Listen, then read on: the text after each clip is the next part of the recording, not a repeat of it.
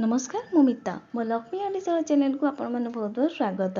आज आम बनईना कम तेल मसलार सीम आलू तरकारी। ये तरकारी की आप खाली भात सहित रुटी परोटा सबुथ खाईपारे।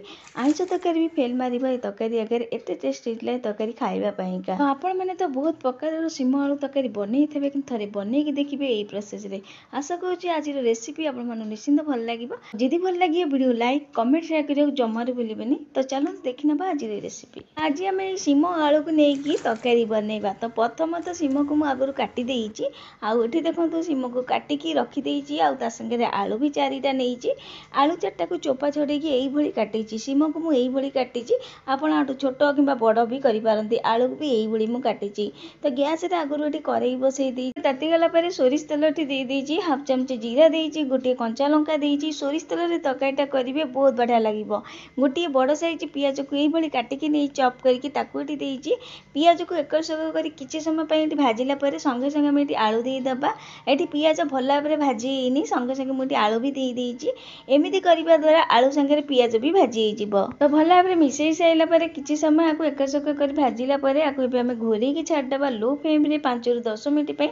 आलू टिके सीझी पियाज भी भाजी हो। 5-10 मिनट पर ये काढ़ी देखा आईटी आप देखिपे आलू सहित पियाज भी भाजी गलानी। आलू भी टिके दर सीझा आमर ये गलानी।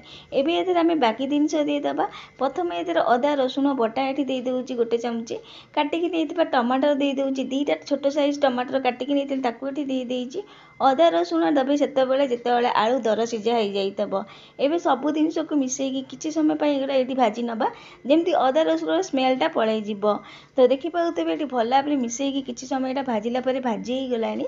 एबे आम ए गुंड मसला देदेबा।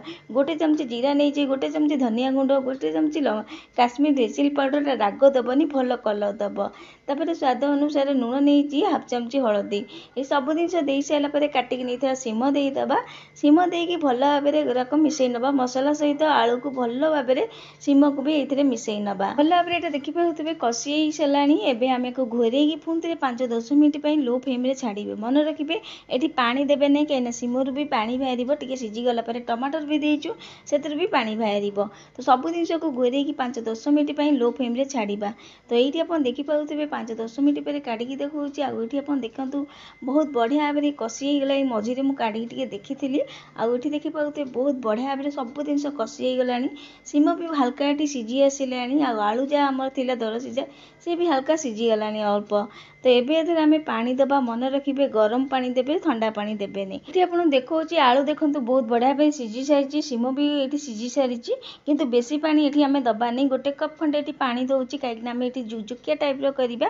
तो आपड़ जब सुखा करेंगे हाफ कप खंडे पानी देवे। पानी देकी भल भाव मिसई सारापर एवं कटा धनिया पत्र हाफ चमच गरम मसला दे दूँगी। ये जिनस यही टाइम ही देदेवे कहीं बढ़िया भाव गरम मसला और धनिया पत्र स्मेल आम तरकारी रही। तो सब जिन को दे दूँगी। ये देखिपे कटा धनिया पत्र और गरम मसला कहीं आलू आउ सीम आमर ये सीझीगला। अल्प जहाँ सीझीबार अच्छे ये सीझीज। तो यही टाइम सब जिन देकी भल भाव मिसेकी पुणी थे घोरैकी 5-10 मिनट जाए लो फ्लेम रे छाड़देबा आम तरकारी की भल भाव आउ टिके हवापाईका। 5-10 मिनट पर काढ़ी देखा आईटी आप देखिपे तरकारी बहुत बढ़िया भाव होगी। बहुत बढ़िया गोटे एतर बास्ना भी आसूची। आईटा को मुझे जुकजुकिया रखुची। जदि आपको सुखा दरकार आउ टे गैस बसैकी मैंने पूरा सुखा करती। तो ये आप देखिपे आलू भी बहुत बढ़िया भाव सीझी जाइए। आउ टे कटा धनिया पत्र दूसरी कहीं सीम तरकारी बहुत बढ़िया लगे कटा धनिया पत्र दबा द्वारा। जदि आपको पसंद नहीं ये आप स्किप भी करपारती। ये आम रेडी हो जाए कम तेल मसलार सीम तरकारी की देखा जिते सुंदर टेस्ट जदि कहबी बहुत बढ़िया लगुला ये तरकारी खावाईका। आईष तरकारी भी फेल मार ये तरकारी आगे। ये तरकारी की आप खाली भात सहित रुटी सहित भी खाईपारे कहीं सीम तरकारी की आम सब भात में खाऊ कि आपको रुटी सहित भी खाईपारे। 2 पट रुटी जगह 3 पट रुटी खाईजे एत बढ़िया लगे ये तरकारी। आप तो बहुत प्रोसेस बनई थे सीम तरकारी कि थे बनईकी देखूँ यही प्रोसेस सीम तरकारीटा को। आशा करुँच आज रेसिपी आप निश्चिंत भल लगी। जदि भल लगी वीडियो बहुत मत शेयर करेंगे। आज रोचे जय जगन्नाथ। पुणी आसबि एमती गोटे नुआ रेसिपी नहीं। धन्यवाद।